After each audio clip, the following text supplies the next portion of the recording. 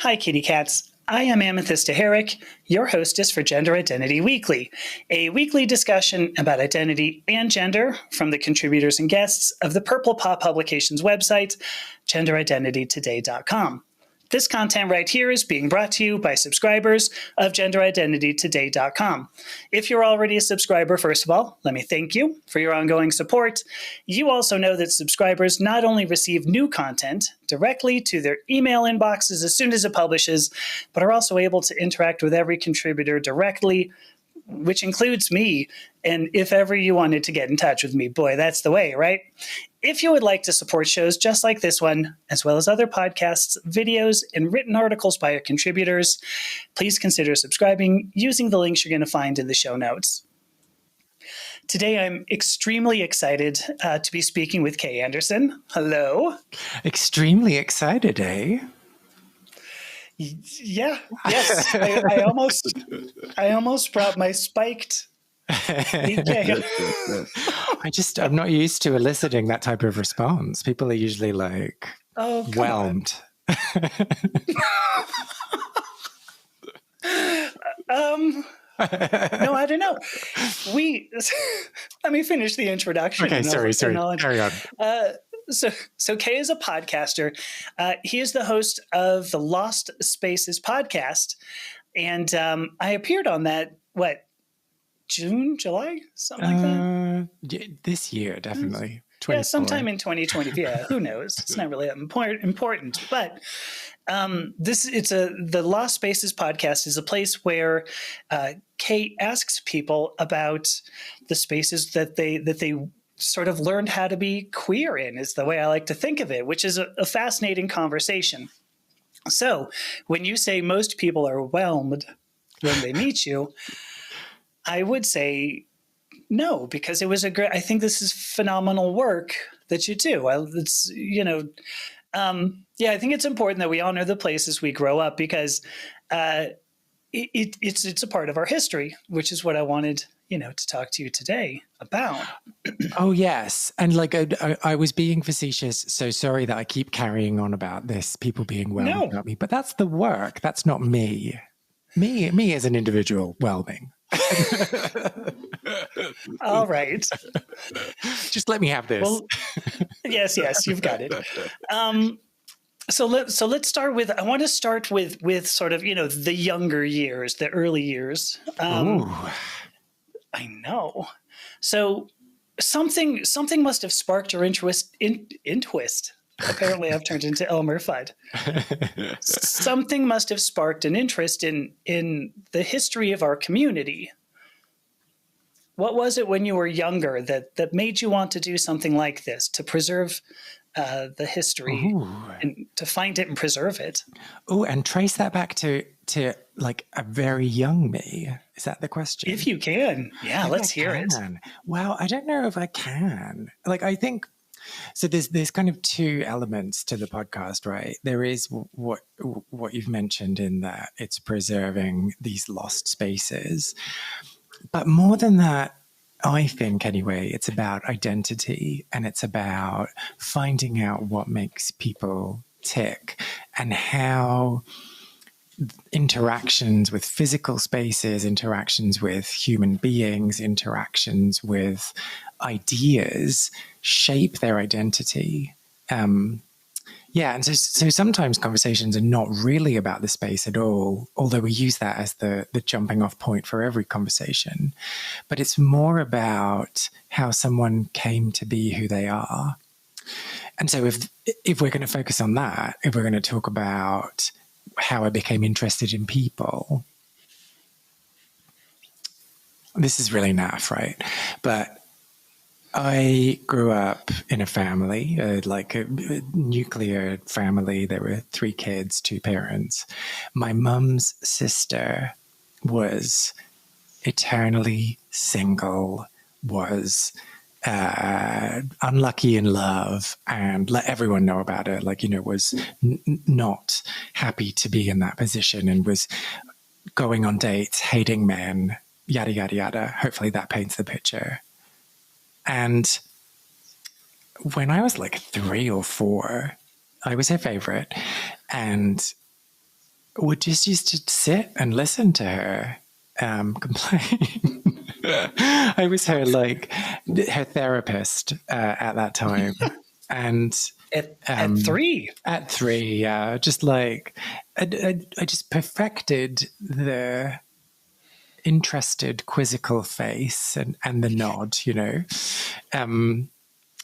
and I remember my mum just being like, "Yeah, you are going to be a psychiatrist when you grow up. That's it, because you're so like fascinated by people, and you're so interested in their stories, and you're so like there to give advice and to give support." And I didn't end up being a psychiatrist, didn't end up becoming a therapist, but I have maintained that interest in humanity and why we're driven to do the things we do and become the people that we become.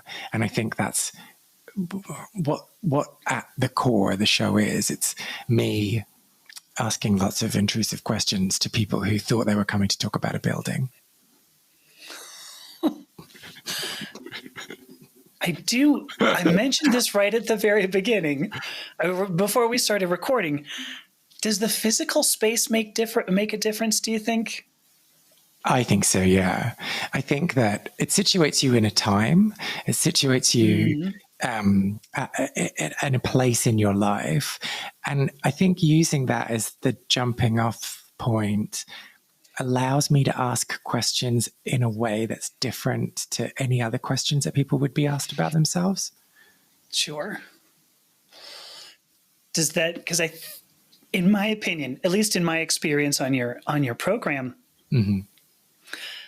I went back, well, many years. I don't even know at this, but many years, 30 years, to a place when I was in graduate school. And it was, I mean, as you said, it was like a jumping off point for where have I gone since then? And I think I thought about things that I really had not considered for, well, 30 years. Do you think that's important for all of us to be able to do? Do we have a tendency to forget who we are, to lose who we are, if we don't look back occasionally? Not exactly. So my opinion on this is that we all develop stories about ourselves, and those stories become practiced, rehearsed, wrote, like embedded in who we are. And Right. they're usually fairly similar. And like, when I came out, when I did this, when I did this. Yeah. And so the conversations that I'm having with people are kind of forcing them to approach those narratives about themselves from a different angle. And that kind of unlocks certain things. I sound like I'm overly intellectualizing the conversations today. They are just conversations about people and identity and like who they've become. So I was sorry if I'm making it sound much more highfalutin than it should be. No. Highfalutin. Just come off the range? What was roping doggies? No, yeah. I mean, I don't. I always sit down in the conversation and treat every conversation like a new thing and go in the direction that it goes in, which is what I think is the wonderful gift about the show. But sitting here and examining it, yes, I think it does unlock different things. Yes, I think it does put people in a different mindset and give people a different appreciation of their own stories that they've been telling themselves and others for years. But that's not the intention, I suppose, is what I'm trying to say. Sure. Because I think this also, how do I want to put it? I think it gives us a different perspective on the community as well, the community that was around us at the time, and how we've evolved into it, or how it has evolved around us, I guess both. So I find that fascinating too, the idea that it's not just us. We're also describing everything around us, our social environment at the same time. Yeah, and definitely like, picking up on that word community. I have a funny relationship with that term, Yeah. with that as a concept. But I think in lots of the conversations, not all of the conversations are about people's like first queer space, but a lot of them are. And in those conversations, it's so interesting to find out people's expectations of what engaging with and belonging to a community would be, and then Mm-hmm. what it actually was in reality, and how that's painful sometimes to reconcile those two things. To reconcile their expectations with the reality. Yeah, yeah. And I mean, if we're getting into oversharing territory, I'll gladly gallop forward. That's Please. definitely been like a huge part of me and my identity and my existence, was this absolute certainty I had when I was like 14, 15, saying, everything that is shit right now, everything that's horrible in my life right now is fine, because I'm going to get to a point when I'm 16, 17, 18, and I'm going to go to a gay bar and I'm going to meet people and I'm going to make sense to them. And I'm going to like get to start being who I am and live the life that I want to live. And that isn't what happened. That is nowhere close to what happened. And for many years, it was like, oh God, I don't actually make sense to anyone. What the hell? What a ripoff. So you said you had an interesting relationship with the word community. Is that it? That some of your expectations were dashed? Yes. Yeah. I think that we talk about community in a way that we all belong to that community, but there are very few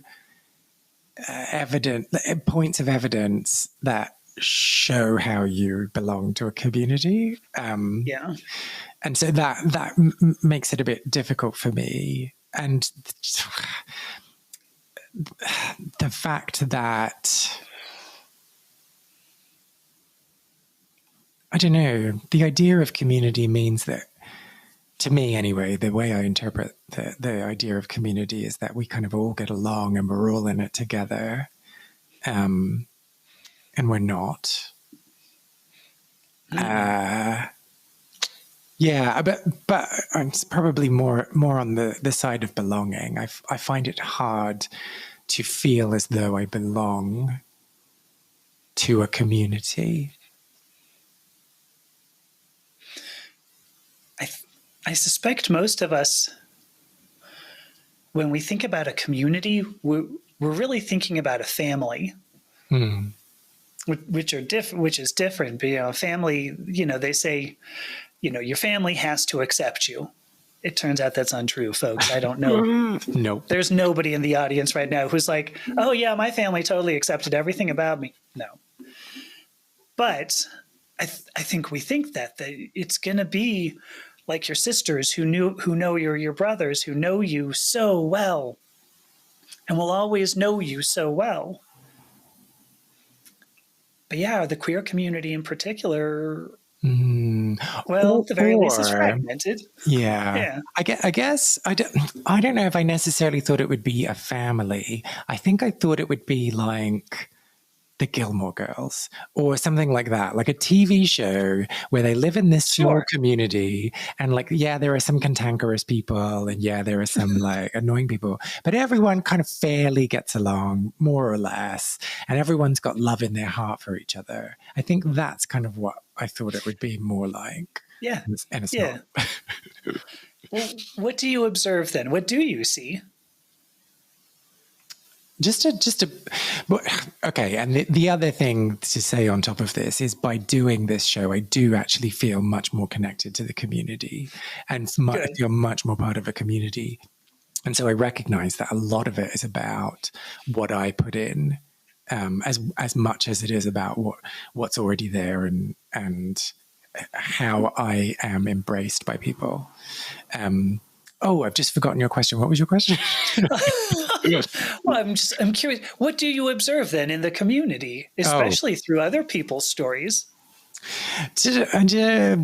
I think maybe it's just there's been a widening of my understanding and definition of community, because I think, like people just are existing and being and probably don't care that much about cohesion or belonging in the way that I cared about belonging. So yeah, I don't know. I was thinking about this morning before like coming on to this conversation and talking about community. I think that the extra layer on it for me is that I've never, like, there is no other community that I really belong to other than the queer community, and belong community. All these words like have elastic meanings in Right. The sentences that I'm using them in. And so I probably had a lot of naivety about that, about what a community was and about what belonging to a community meant. And was looking at the silver lining rather than the cloud and thinking like everything's going to be amazing, everything's going to be wonderful. But life isn't like that. And groups of people are not like that. Yeah. Oh, God, that's a glib thought. Sorry. Oh, I mean, I suppose. Because I don't know. I think it depends on what experiences we're talking about. Because I'll, in my own experience, when I started talking with other transgender women in particular, there were some really obvious similarities in our stories. And now I've talked to quite a few, 100, 200 people, men and women, transgender men and women. And we have sort of similar, I don't know if I want to use the word rejection, but certainly our family's suspicious of us, society around us, maybe suspicious, I would use the word. And so there's a sense of we were all in the same foxhole together. But that's the transgender community. The queer community now, I mean, if we could go through so many letters in the acronym, right? So then, just by extension of what you're saying, so are you saying you feel a part of a trans community, but you don't necessarily feel part of a wider queer community? That's a good question. At least initially, yes. I said, I've found my people. And I think, to return to what you had been saying, we all do have different experiences, and we go into some of these experiences with others, let's say communities. We go into these and we go, oh, you're not exactly like I am. I thought we would be able to, we were all going to end up painting each other's nails and putting on bubblegum pink lipstick. And then but you have some of like the butch lesbian transgender women. Then you have like the girly girl transgender women. And I think it's similar to, you can't just say all men are similar, all women are similar. We have so many different modes of expression. So there was an underlying like layer that I could go, this is great. I've got people who vaguely understand the experience. But similar to you, I think the reality of it was, I thought I was going to go into this family that would welcome me with open arms. And the experience changes, even during transition. So it's weird. Oh, even during transition, are you saying that the way that people interact with you changes as you change? Yes, within the community. Oh, wow. Yeah, there's a weird. I don't want to go. I won't go too deeply into this. This is your story, Oh, sorry. but Turning the it tables. seems right. But it seems there's like this. There's like a. If you had a number line, okay. There's a section in there where you get well accepted by the transgender community. When you say to yourself, "Oh, am I trans enough?" When you're asking that question, Mm, nobody mm. gives a good goddamn about you. They're like, whatever. When you figure it out, come and talk to us. When you start transitioning, you're looking kind of awkward and you're realizing just how difficult this is going to be. The community adores you. When you start getting some confidence, maybe even if you pass, the community likes you less. And so there's this small section in between. Sure. But is it, and this is in your experience. Have you corroborated this experience with other people? Yes. Oh, wow. That was the weird thing. When I started losing friends, I asked other people, I was like, what the hell happened? And they're like, this is what happens. You come in, they love you, then they hate you when you get out. How fascinating. Do you have a working theory behind that? Not one that's very kind. Because my only theory is that it's easy. How do I want to put this? Particularly with the discrimination that the transgender community faces, we love to. We appreciate being able to discriminate against other people. And if you have an underdoggy part of if you're already the underdog, Mm-hmm. you find somebody underdoggier Mm-hmm. Mm-hmm. against whom you can discriminate. And so having the people who have yet to experience being the underdog, it's easy to exclude them. But like I've been told, and hopefully this doesn't come out sounding arrogant, I've been told that I'm now outside the transgender experience because for the most part where I go, I pass vocally and physically. So I have had people tell me I don't understand what it's like to be transgender anymore. I finished everything, so it's not hard on me anymore. Wait, say that Wow. again? No. That was just me being like, wow, wow, wow, wow. Yeah. What the hell? And so, I mean, this is part of what I think is so interesting about our community is that we go, oh, we are, solidarity. We're all going to care for each other. And then we have moments where we just go, yeah, get the fuck out. Yeah. I don't understand it entirely. No. Yeah, it's strange. It's a strange. Okay, so I'm just going to come clean now. I watch really bad television.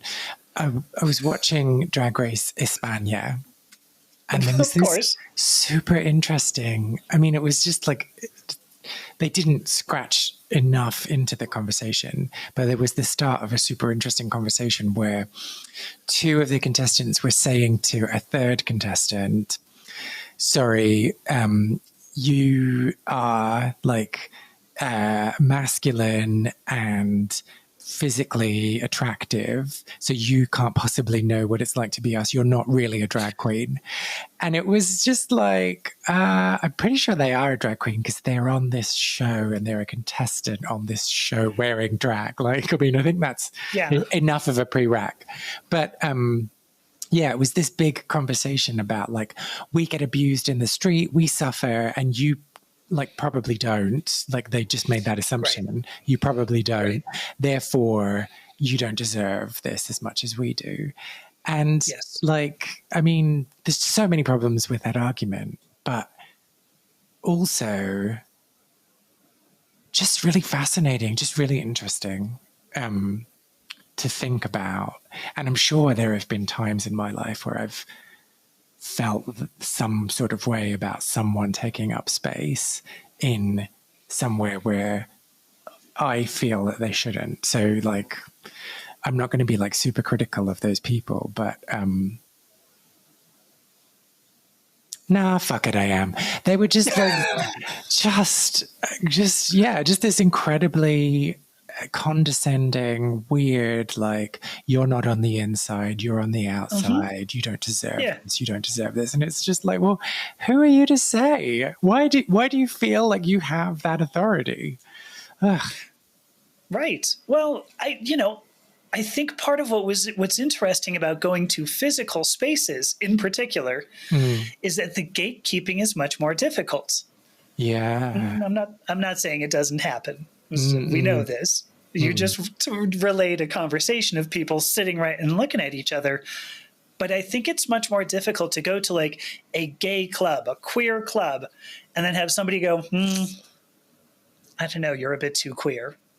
Like, you don't get that much at the very least. Maybe you do. I didn't. But that does make me think of like when security guards are saying like, sorry, you can't come in because you're too straight. Which has never happened to me, just for the record. Oh, me neither. I get that. But I know I definitely did that. I would see people, the people wearing like a fraternity shirt, like, letters on a shirt, dancing poorly. I don't know what it is, but it seems if you're not in the community, you're just not going to be able to dance well at a queer club. I'm not sure how that works. Dude. Wait. Are you making the assertion that everyone who is queer can dance? I think I am. And it's probably let me refine that, because maybe what I mean is everybody in the queer community can dance better than those outside said community. Maybe that's all I'm saying. Is this the test? This is the test. Are you queer? Are you not queer? Dance for me. Right. Dance. Yes. Come on in. Can you do a Polly Pocket? Okay, you can come in. That's all you need. Can you do a shuffle? Can you shuffle it all? Right? What's a Polly Pocket? It's a shuffle dance move. You're going to have to show me. You're going to have to. No, God, no. But I had seen people. You get people who are in a club, right? And this is their whole dance, right? They just go.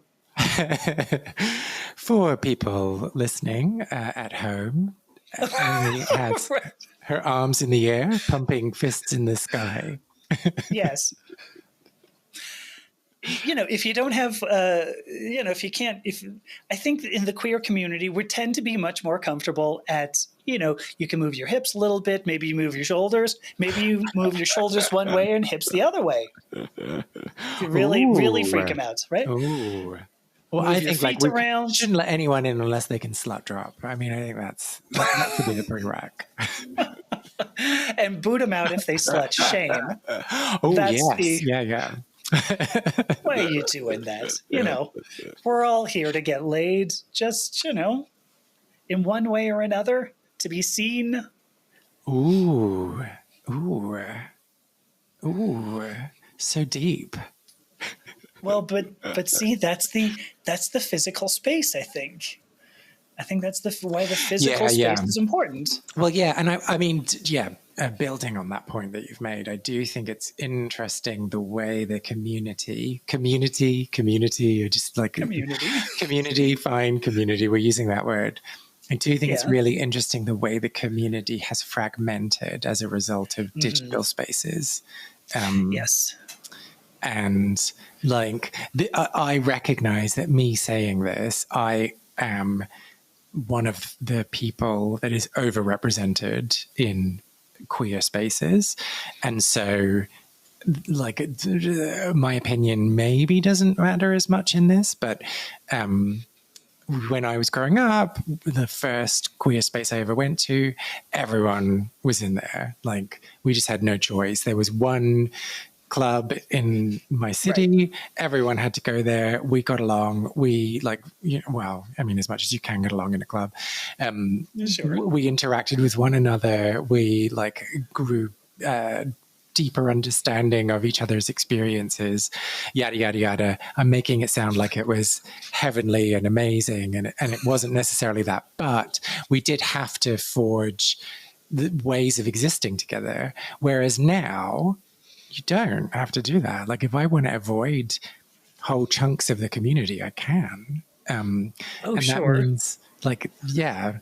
I mean, and this is something about wider society. This isn't specific to the queer community, but we can just isolate ourselves and put ourselves in these echo chambers, which I just don't think is serving anyone.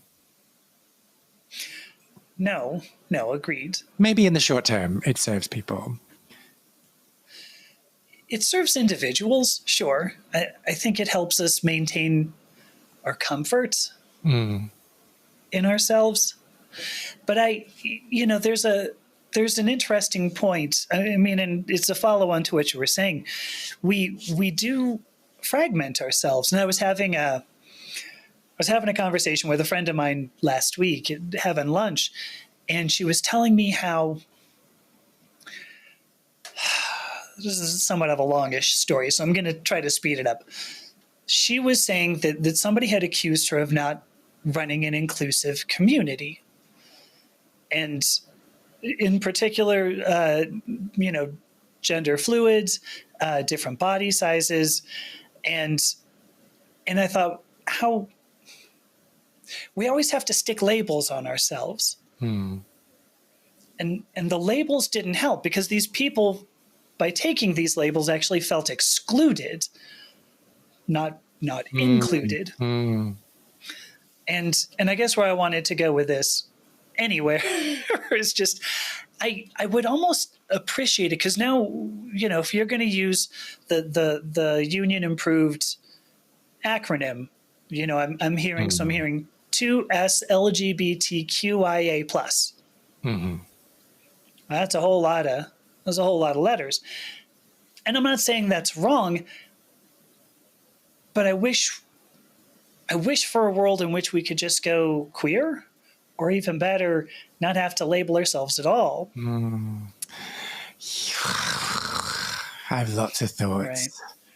Right. Yeah. Well, again, I think my relationship with the word gay, I could take or leave. I don't really give a shit. Sure. And so, yes, absolutely, I would be down for saying yep, I'm queer, off I go. There are different people within the community. Oh, I'm just going to get a tittle every time I say that.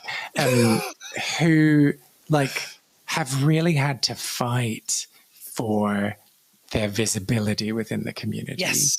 Oh, yeah. And so letting go of that title label that they feel best reflects them is a much harder proposition. And I wouldn't want to. I think you're just undoing so much of people's identity work by. Yeah. Sorry, I'm you're making us all take on this label. That's not what I'm trying to. But if we were to, it would make my life a lot easier. But I'm not sure if it would make other people's lives easier. Is what I'm trying to say. Yeah, it's a good point, because some of us really, really fight for. I mean, like you said, some of these labels. I believe the hardest part of transitioning gender, ultimately, the hardest part is believing you are worthy of it. And that means being able to take on the label. You first have to accept the label of transgender, or the label of whatever. You may even start with queer, you may start with whatever, but the first step is really being able to take on the label. So I recognize that ultimately when we try to eject the label, you're throwing out a lot of work that you've done to get there. Yeah.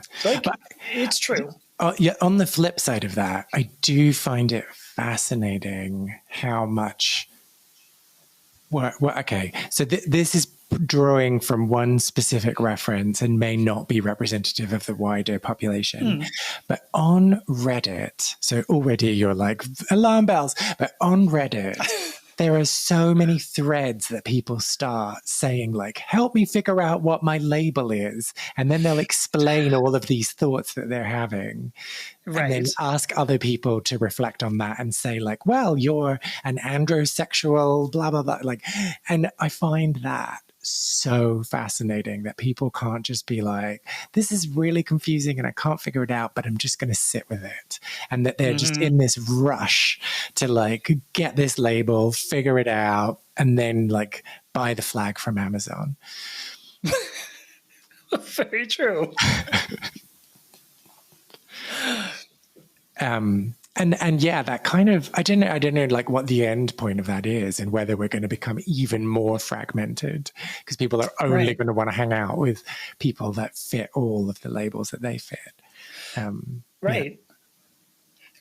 No, I saw that when I first got into the transgender community. And, you know, in some ways, I think it helps for us to be able to label ourselves because, like you said, it helps you understand your own experience.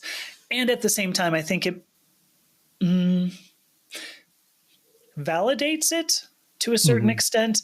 If you can put a label on something, you don't just go, "Ooh, I'm weird." Yeah. And for that matter, you don't have people in the queer community going, "Whoa, you're weird." You know, that's important too. I'm not sure if it stops that from happening, to be honest. Good point. Actually, probably true. But it's a sense of validation, affirmation. I think is probably the better word to use there. So I think it helps us, and it helps us explain ourselves to others. But you end up with like this checklist of sorts. And I noticed I would go into transgender spaces, you know, however you want to put that. And I would meet somebody and I go, "Oh, tell me about yourself." And it was exactly like that. Well, I'm this and this and this and demisexual, half calf, decaf with a twist of lemon kind of thing. And I go, I don't. But tell me about yourself now. Yeah. Because you're not a group of labels. You're a human. And so, like, who are you? So I don't know. It's a weird. At what point do you go, I identify with these, and then it turns into, this is my identity? Yeah, because the other extreme of that, and I think about like when I was growing up and all the men with internalized homophobia who were like, well, yeah, I'm gay, but I don't let it define me. Let's not talk about it. I've got like nothing to talk about. And it's like, well, like it kind of is a really important part of who you are. And like, yes, maybe it's not like the most important thing, but don't pretend it doesn't exist as well. Right.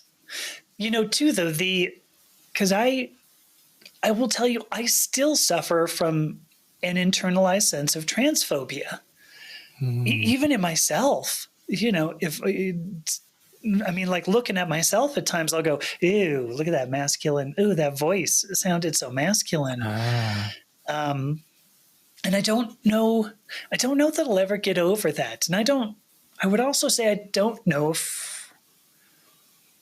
I was going to say, I don't know if I should. I don't know if any of us should. You know, Why should? Why is that the word you chose? Each of us has different social norms that are important to us, you know?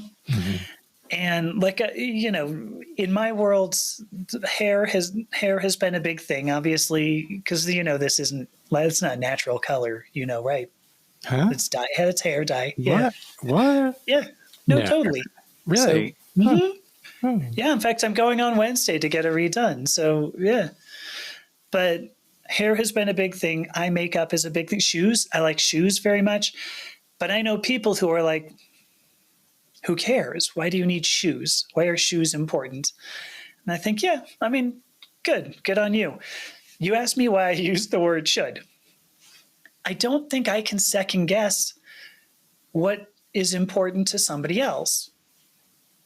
And And if I look at somebody, going back to Drag Race España, those two people looked, there were two people who looked at another and said, "You're very masculine." I mean, according to those two people anyway. Yeah. The other person, the third there, who was, bearing the accusation, didn't think so, or else they wouldn't have been on the program. Right? So I wouldn't want to disabuse these two people of their opinions. And at the same time, they were trying to do that to this third. So go ahead. I'm finished. Oh, I think I'm losing the thread here. So why should you then feel like that? Why should you hold on to that internalized transphobia? Oh, I'm not saying that you should hold on to it. I'm saying that I don't know if it's ever important for us to drop it, because some of those things make us who we are. And I guess, at the end of the day, there's no definition of transgender that you go, okay, we've got a bunch of boxes that I can check. And sorry, for those of you in the UK, boxes I can tick. I want to be inclusive. I don't want somebody to come back and say, you are not checkbox-action inclusive. And I don't want that to happen. Well, on behalf of everyone in the United Kingdom, I want to thank you. You're so welcome. I don't even know what I was saying. Oh, I guess it's just each of us has different opinions, and like the word transgender, the word gay, these don't have strict definitions. I know we want to do that, but I think that's part of what being able to go to a club and experience the range of each of those letters is so important. You get on the internet and you have somebody who says, "I want 6 different acronyms so that I can buy the flag from Amazon." No. Who are you? Figure out who you are. Like you said, sit with it. So I don't know. Did that explain that better? Why I'm saying, I don't think it's necessarily important that we getting rid of all internalized phobias tends to mean that we have to come up with a good definition, a strict definition, a definition that encompasses everybody. And when we do that, I think what we do is just continue to make the acronym bigger. We come up with new words to continue to fragment. And that fragmentation, I don't think helps our cause at all, personally. Yeah, I don't know if I'm 100%, if I 100% understand what it is you're trying to say. It is making me think of like, what purpose does my internalized queerphobia serve in my life? And I guess it does have some positive aspects and elements to it. Like, it deepens my humanity. It makes me more empathetic. It prevents me from being the white cisgender man who takes up all the space. There you go. So, I mean, there are some positives to it. But yeah, I don't know. Like, can I imagine a life where I'm not constantly, that's an oversell, but I'm not admonishing myself and I'm not second guessing myself because of my queerness? Yeah. Yes. That would be great. Like, imagine what that would be. But then at the same time, would I be as driven to prove everyone wrong? It's a great point, because I think there's so much of who we are. Even when we were talking earlier,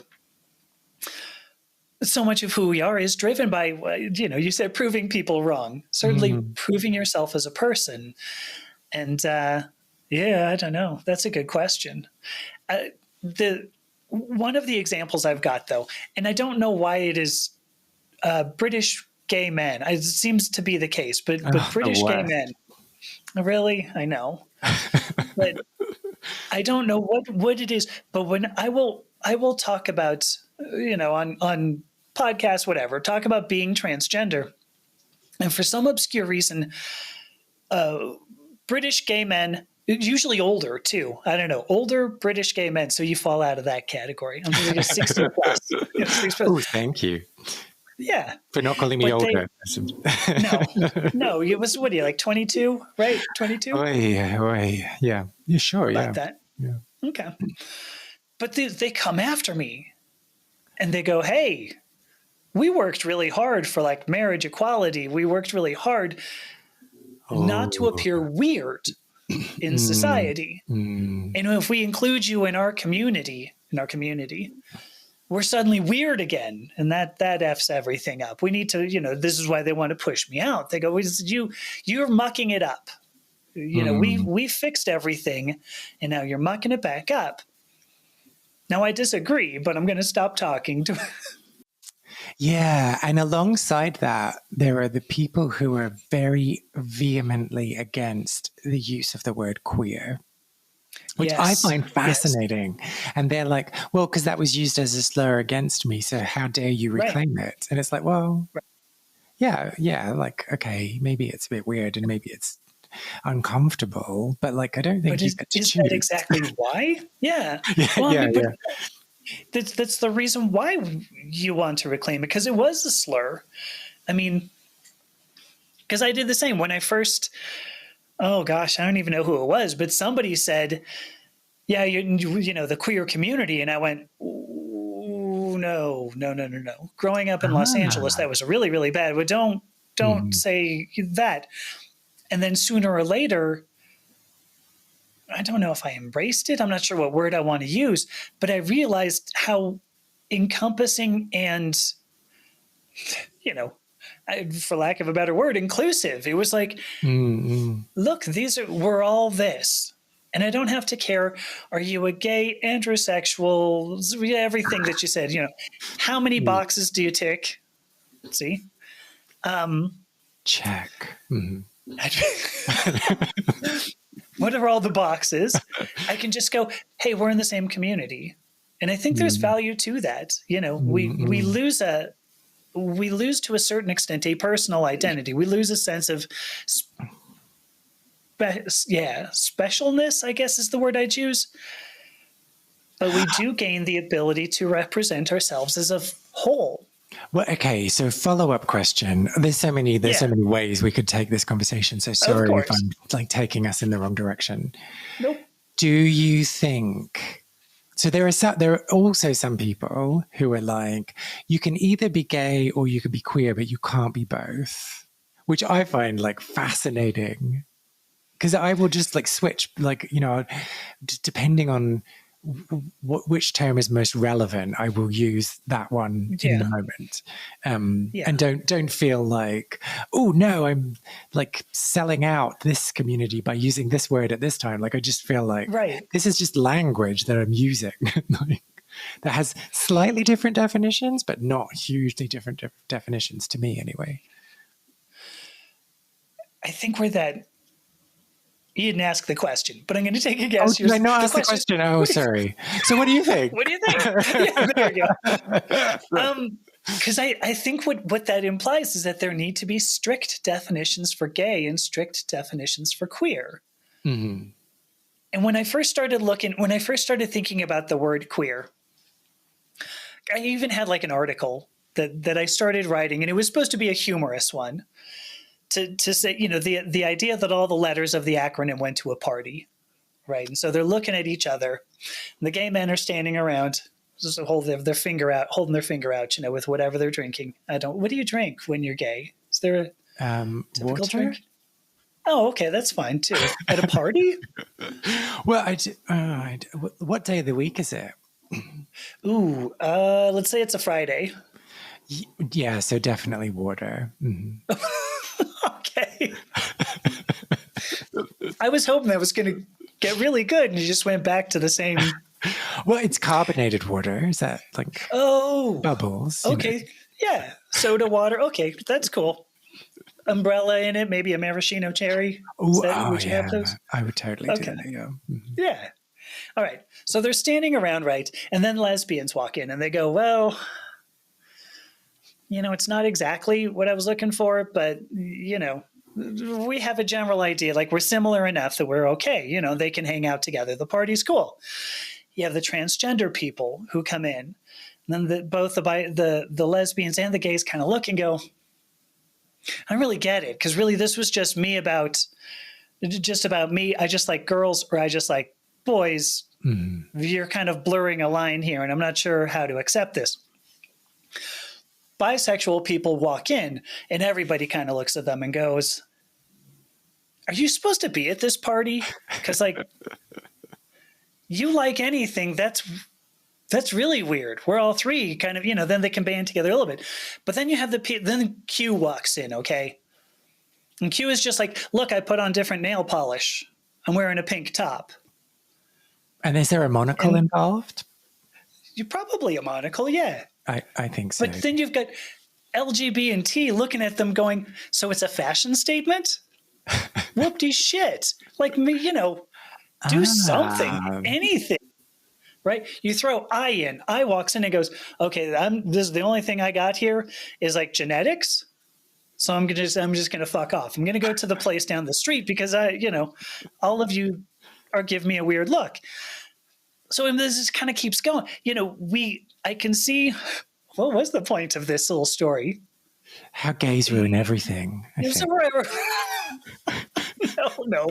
It was when you have to make strict definitions, like my point was when I first started thinking about queer, it just seemed like a fashion statement. I'm going to wear a pink top and some nail polish.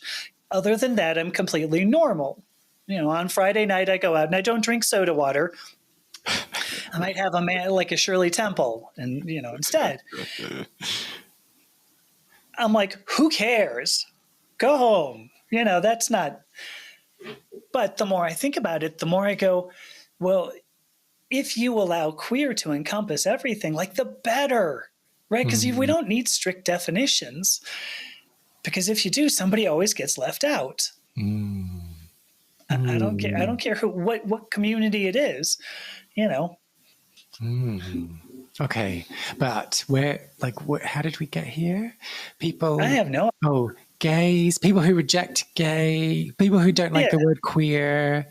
People who are coming for you because you're upsetting their harmonious rights that they think they've acquired all on their own.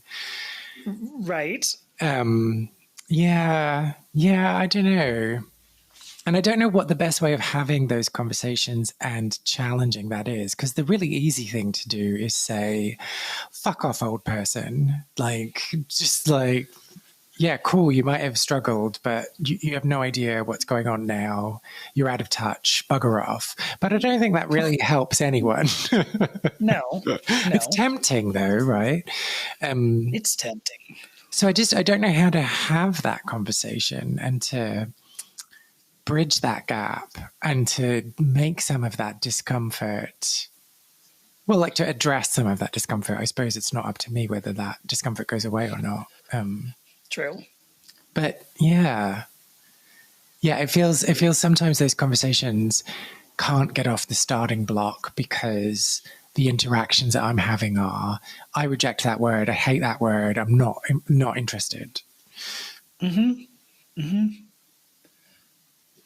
And I think this all comes full circle to exactly what you talk about, because people went into these spaces and had different reality than their expectations. Did I say that? They go into these spaces. I don't really know what I said. I wasn't even listening to myself. That's a problem. But people go into these spaces and have experiences that differ from their expectations. They expect they're going to be part of this big community, and they're not. But that's why you said your podcast is more about identity and not the places. because we have to pluck ourselves out of that community and find that identity on our own. That's the value of your podcast, is to show. I think not only does it help each person you talk to figure out how they're distinct from the community, but how the community as a whole, ends up being a community. Yeah. That's what I like about the work you do. Oh, thank you. Yeah, I think there is this definite, probably, I guess the other thing to acknowledge there is the ebb and flow, right? Like sometimes you feel at one with the community, and sometimes you feel like, fucking hell, get me away from these people. Right. And that's probably never going to change for anyone. It's this constant. Right. It's not going to change if you are changing. If you stay static, then probably you'll be fine. But no one wants to stay static. Everyone wants to grow. Everyone wants to develop. Right? Right, listener? Right? Anyway, so if that's the case, all the listeners, all the listeners, you're gonna struggle, and you're gonna push against and feel embraced by that community at different times in your life. Yeah. And in different ways. Sometimes, sometimes it feels great and sometimes it doesn't. It's crazy to me how rejected I felt by people I think should be my allies. The British gay men, let's say older British gay men. I don't know why. Who are they? Tell me their names and addresses and I'll go and fuck them up. Do you know, honestly, I've had, I don't know, at least three or four who left me comments on YouTube. None of them is listening, by the way. I can guarantee you that, because they're like, well, screw her. I ended up banning them because there was one. It's strange too, because like if I just probe a little bit, like it goes from, you know what, you're kind of muddying the waters here. I did a lot of work back in the day, and now you're muddying these waters. And I'll go, yeah, but gender and sexuality are related, sort of. And if they come from me, you're next on the block, right? It's not like you would stop with just one identity that you don't like. And then it turns nasty. Then it goes, oh my, wait, hang on a second. That's, that's how come your mom is a bitch, sort of thing. And I go, I don't, how do we get there? 3 or 4. I don't think it's just British gay men. There might have been others who were, but I know I probably saw like a whilst and maybe, favor with a U. And that's how I'm making my determination. Would you, yeah. But people on the internet, what is wrong with people on the internet? Like, even if you have those views, like, why do you feel it necessary to go and abuse it? Like, it's so strange. It's so weird. Yeah. One of my particular favorites too is when somebody sees a title. So on YouTube, I love this. Somebody sees a title, they see a picture generally of me, they will click on that. All right, they click on it and they watch enough that they go, I'd better leave a comment. And the comment says, what the fuck did I just watch? Why is this on my page? Well, that's because you read the title, looked at the thumbnail, clicked on it, and watched enough of it that you were going to make a comment. And so you're going to get some more of these. That's how I ended up on your front page. That's the way algorithms work. Don't dump on me for your poor viewing choices, okay? It's not my fault. You don't like my stuff, by all means don't comment on it, because it's only going to get you more. People don't get that, apparently. So anyway, listen to we so I don't want to stop talking to you, and it appears we should probably at least slow down. could you tell people how they can find both you and Lost Spaces on the internet? Which is, so do I need to say that slow? Because you just said we need to slow down. That's fine. You could spell it out letter by letter. HTTPS. Too fast? Semicolon? What comes first, the semicolon or the double forward slash? Yeah, the colon slash. Oh, forward slash too. If you use the forward slash, good to specify. People can find me on the internet. My podcast website is lostspacespodcast.com, and I generally frequent Instagram and TikTok most, Lost Spaces Pod. And Amy, are you? So, how are you feeling about all this blue sky malarkey? Are you on board? Should I get on board? I'll tell you I started on Blue Sky. Let me give you the quick answer. The quick answer is I actually really like Blue Sky, and almost, how do I want to put this? Almost against my will, because I went on. I have never had a good experience on Twitter. Never. And I think I opened my first Twitter account in like 2008, maybe. Yeah, like 2008. Never had a good experience. I had like 2 or 3 different Twitter accounts that I would open and go, oh, that sucks, and then close it. And I did that like 3 times. I went on Blue Sky, and I feel like they're doing everything. I don't know if I'd say everything right, but they're doing everything better. And I would recommend. Yes, I would recommend. So then, dear listener, potentially I have a Blue Sky account by the time you listen. Right. All right. Well, I'll put all those links in the notes below. Okay, I just want to say thank you so much. I just treasure the conversations that we have. You're so, reasonable and rational, and it means a lot. You want me to rescind that? Reasonable and rational. Oh, I'm gonna have to think about that. Oh dang! Now I've lost you. I was just saying. There we go. I'm gonna have to think about those labels. There is value in that. I tend to get, because there are people who come and leave comments to me sometime and say, you're a big dummy because of you don't understand this. And then I go, oh, actually, here, let me explain what I meant there. And then they go, oh, was that it? Whoopsie daisies. All right, never mind. There's value in being the rational and the calm person. I would never have thought that. I would never have characterized myself as calm, but other people do.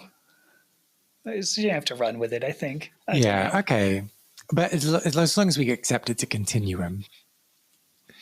Oh, yeah. Well, sure. Sometimes I'm calm, and then sometimes I'm going to come at you with claws. Mm-hmm. Not always. But I want to say thank you. I do really cherish, the conversations that we've had, because I think they're important ones, and I think they've been good ones, at least in part because I was in them. So. Good. Take credit. Thank you. But also let's thank our listeners, all of them. Hello. Both of them. Thank you. Thank you. My name is Amethyst Herrick. I've been talking with Kay Anderson on Gender Identity Weekly about lost spaces, the queer community, and how we find our own identity within the space of other people's community. So thank you again.